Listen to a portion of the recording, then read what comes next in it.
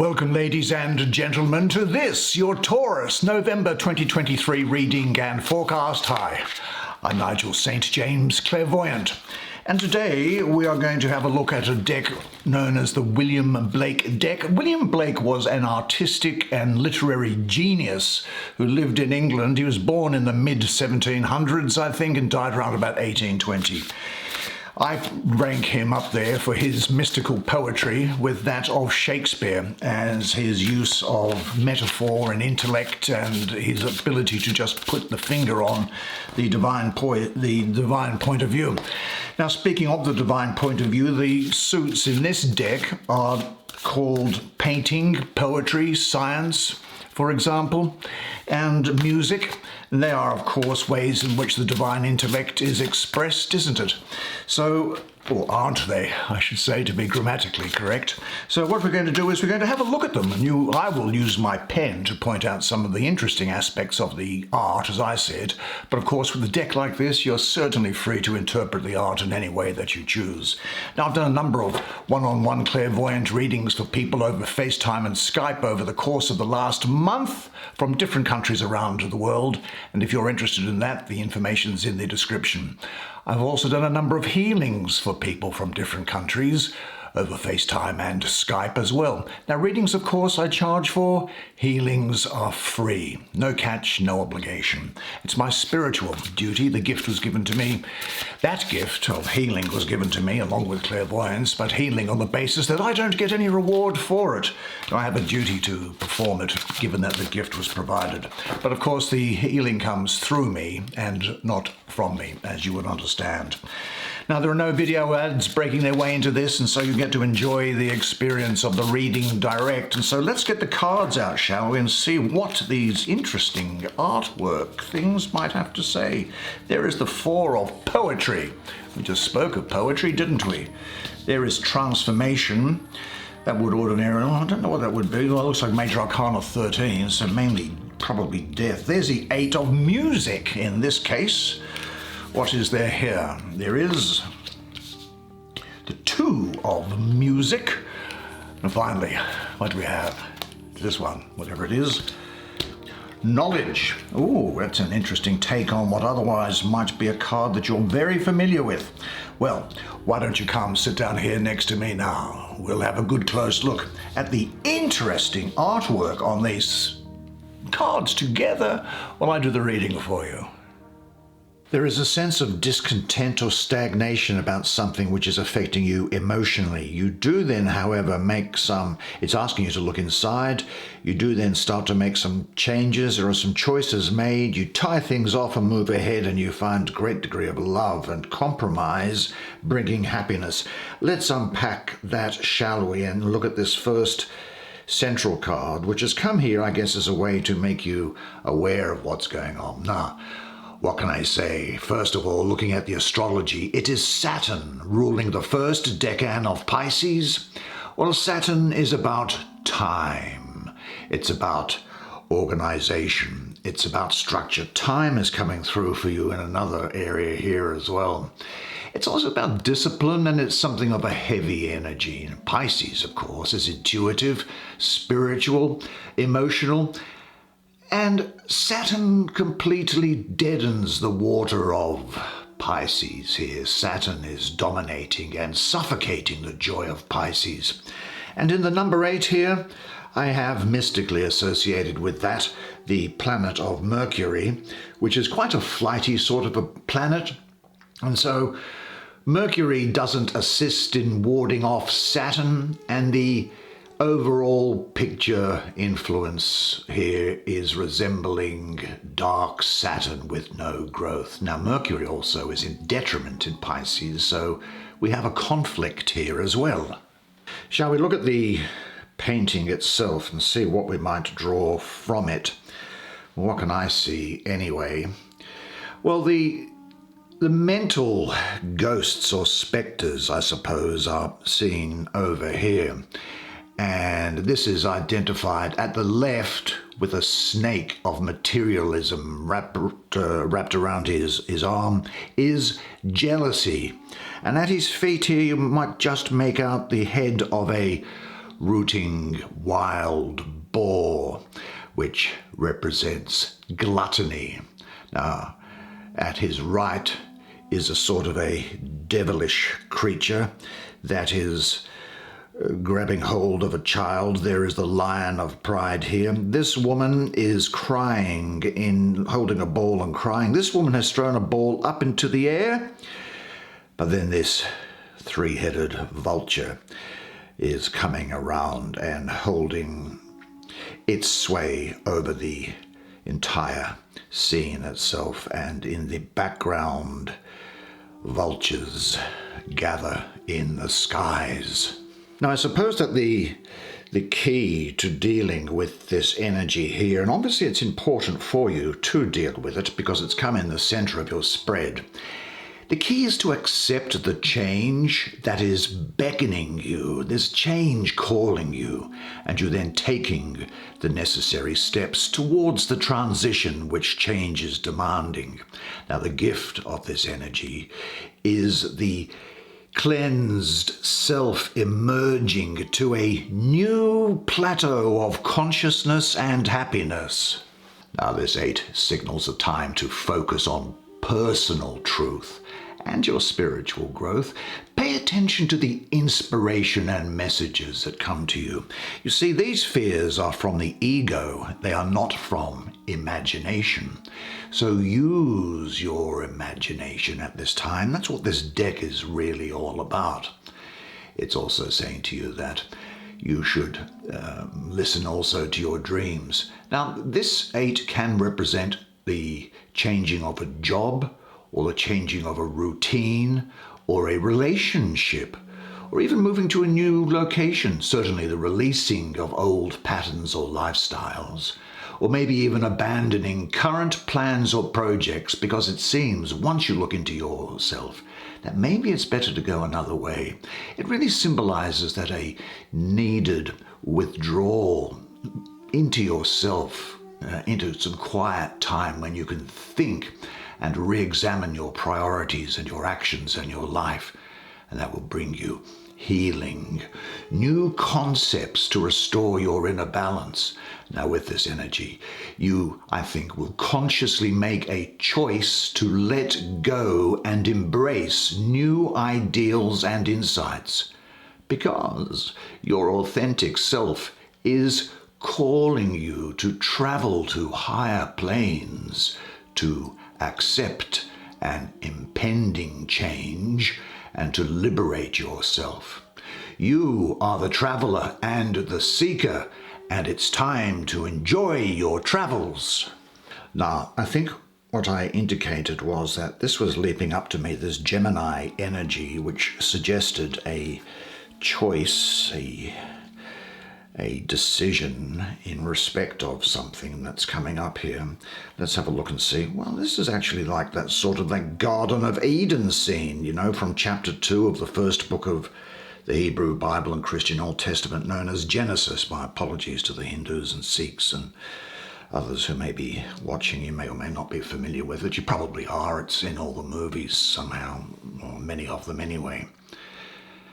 Now, I think that this speaks of knowledge. Well, I guess that it represents the 3 types of knowledge within your human psyche: conscious knowledge, unconscious knowledge, and superconscious knowledge, represented by the first man, Adam.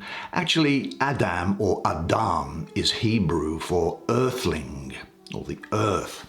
And the first woman, Eve, and an archangel in the lush garden of physical Eden, I suppose you could say. Now, this talks about, I think, the interrelationship and integration of those states, which can also be called masculine, feminine, and divine. Now, the archangel, with its wingtips joined as if in prayer, I think is the angel Raphael, who is known as the healer of God, who symbolizes healing and bringing together. Now, Raphael urgently speaks to Adam and Eve, asking them to heed the advice of God and to be good. That is, and I use that term ill-advisedly, I suppose, but not to eat from this knowledge, not to eat from the fruit, from the knowledge of the tree of what is good and bad. And Adam's sort of sitting there with his hand up there saying, well, it's nothing to do with me. I mean, she gave me the fruit to eat. And Eve, of course, was prompted to do so by a serpent. Now, I guess that this is also about choice and responsibility, from which arise both your individuality and maturity.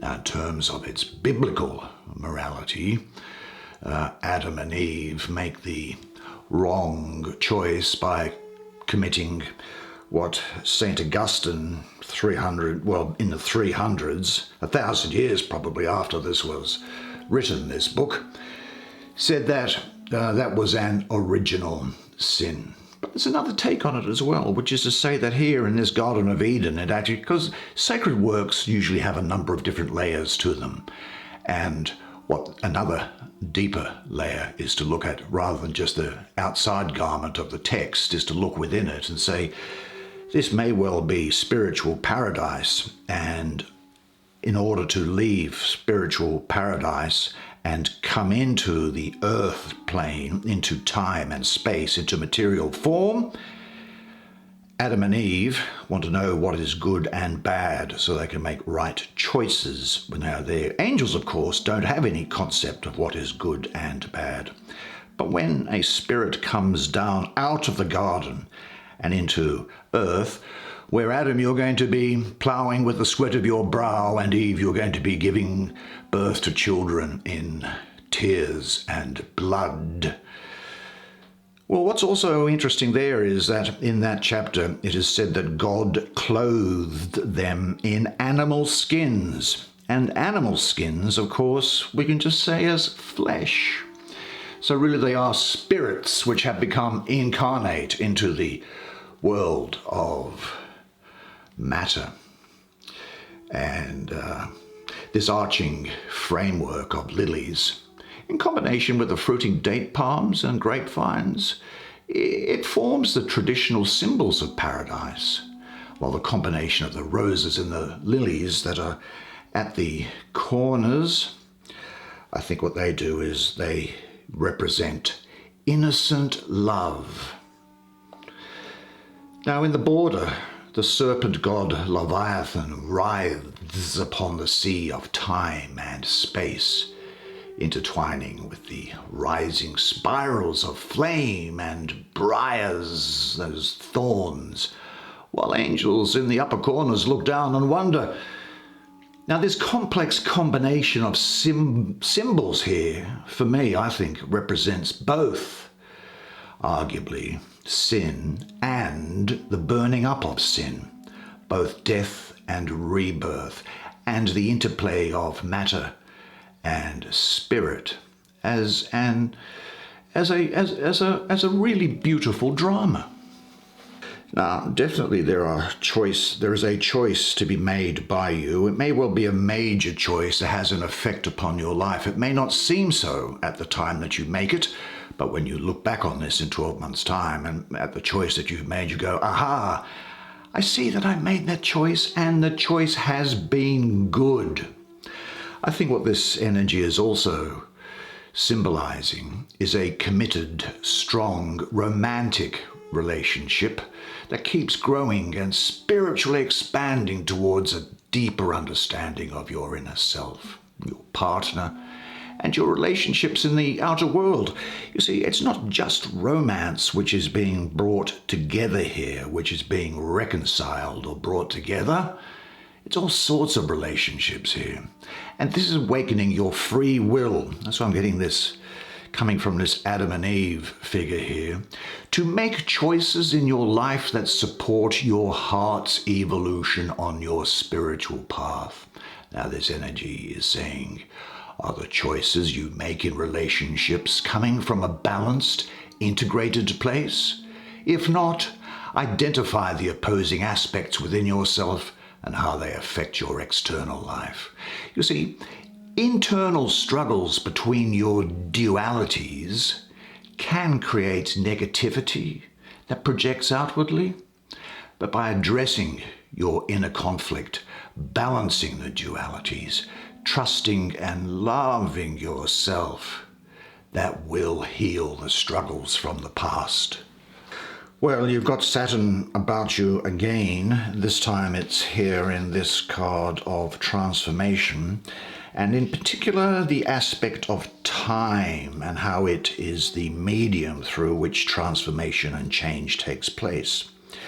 I guess on one view, if there was no change, there would be no time. So there is a great interrelationship between the concepts of change and of time as well. Now what we see here is, I think, two aspects of time. Combined at the hip, sort of round here, in the form of a rather grotesque angel, if I may say. Now, his or its blue personage holds time's enormous scythe, whose ample sweep strikes empires from the root, harvesting the life of the past. Do you know, loss must always precede the coming rebirth? Now, at the same time, time's red aspect here, this is lively, with its wings raised high, and it's looking the other way into the future, you see, and new life. Now the people in this card are just sort of wandering around unaware by the looks of it. And in the lower borders here we can see the thistles, which are joined by various remnants of defeated humanity and artifacts of time. The sheep hook of innocence is fractured by the march of time. Do you see this picture here? That has been broken by time's scythe, and the overgrown fountain of fertility abandoned to frogs, which I can see here, and to the locust's scourge. And overhead, up here, bat-winged angels fly around in the clouds, while others at this side, if you look there, they dangle spiders from the threads of fate. There is no escape from the decay of worldly things except through transformation into a new regime of belief. Yes, I say it's Saturn ruling here. It is, but it is joined by Mars, the fiery energy of Mars in its lowest form, which is necessary to provide the impulse for moving forward here. So there is a transformation occurring for you. There is the sense that change is coming. There is something in your life that is dying, dissolving or disintegrating, whether it be a structure you have created to get over this malaise that was coming here. So you move quickly. If you that, you move quickly. Or you might be changing a pattern that is a habit or a way of thinking about yourself and of the world. Now, you know that's necessary for new beginnings and transformation in your life, don't you? But this is also a time of you, in a sense, facing your darkest fears. But remember that the darkest hour is just before the dawn. And in order to grow and abandon the old, then this transformation energy is your protection against stagnation and unhappiness. You are forced to leave behind what you have outgrown and what no longer serves you. You are now ready to make the necessary changes in your life, or this wouldn't be here, and accept any growing pains that may come with the loss of the old. And maybe ask yourself this: to what outdated relationships or situations are you still clinging? And say this to yourself: I let go of people and situations with ease and dignity. Every ending, it heralds the new beginning.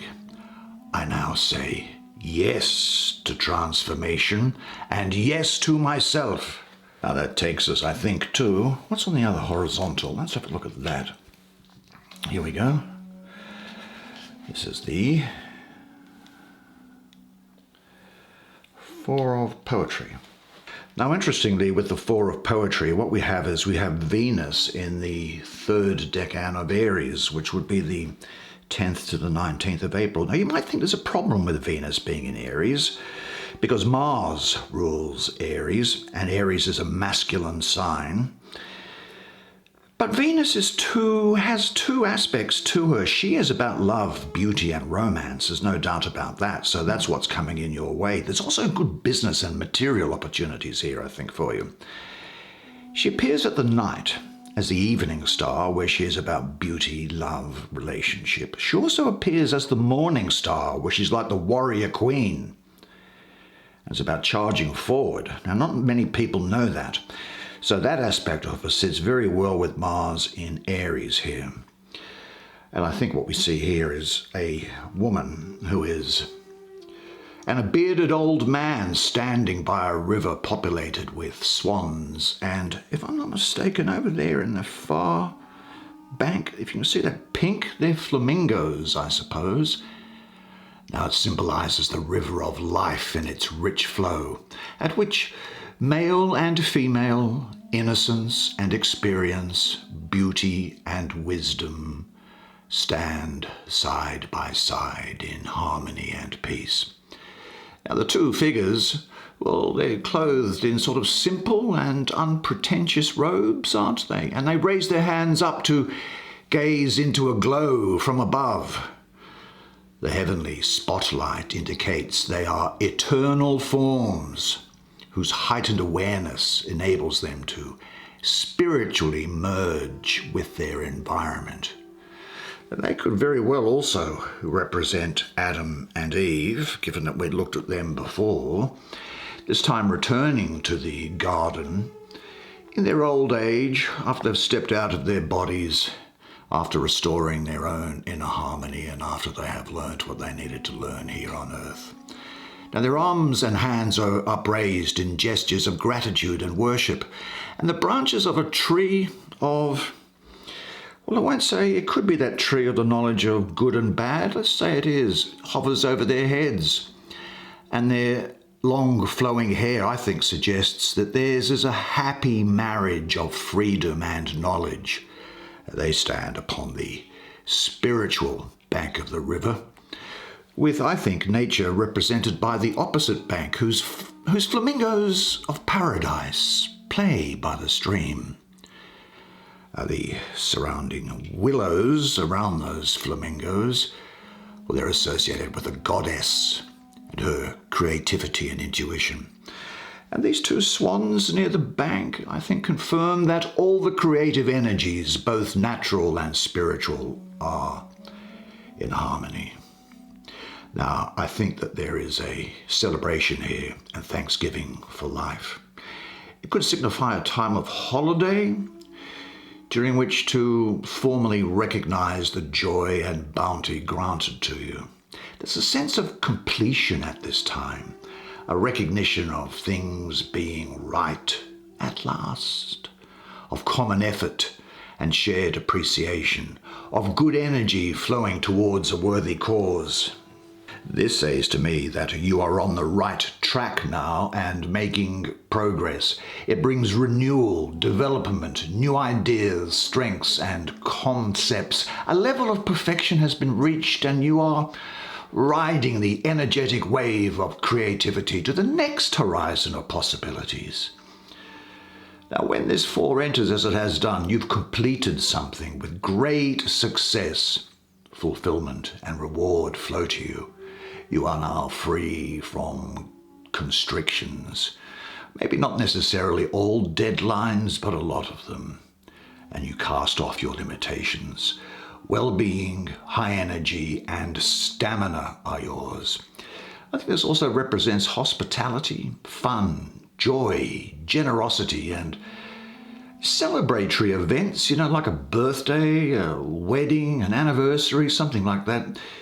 Your achievements give you a moment to breathe and to take in the journey that brought you to the present.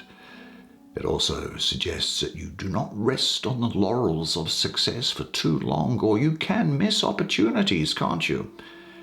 I think this indicates a new level of growth and development in a particular project that you've got underway, or in a relationship that you're pursuing, or in a lifestyle that's bringing you harmony. So when the time is right, grab the golden ring of new possibilities and move forward to a new chapter in life.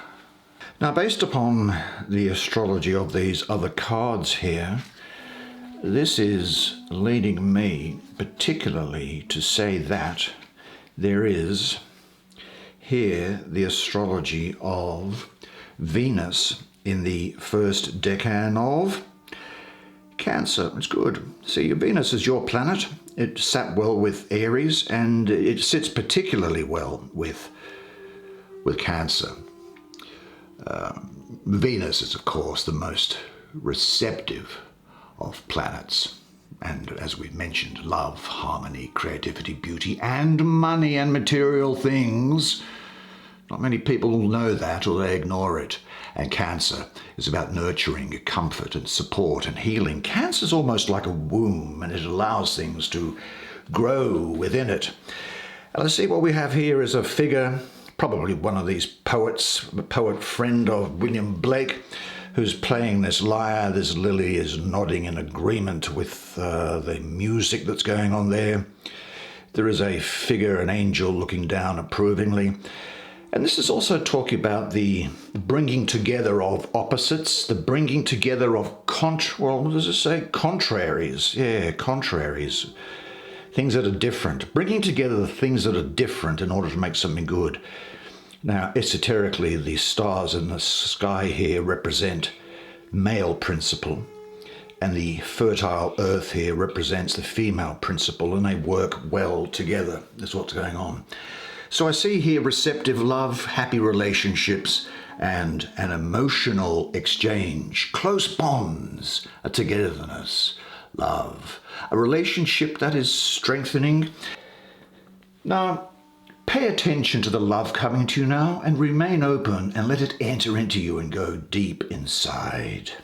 Because you are Well, I told you that was an interesting deck, didn't I? And I think you'll agree with me that it was. And what a wonderful month it's going to be for you. Don't you deserve it? Really, you do. Do you know what? I love doing your readings. I look forward to seeing you each month, and in particular, look forward to seeing the subscribers. You're very, very dear to my heart. Well, I guess unless I see you privately, then I'll see you again next month. And until then, remember one thing, and it is this, that you are a legend. And I look forward to seeing you again next month. Until then, it's bye for now.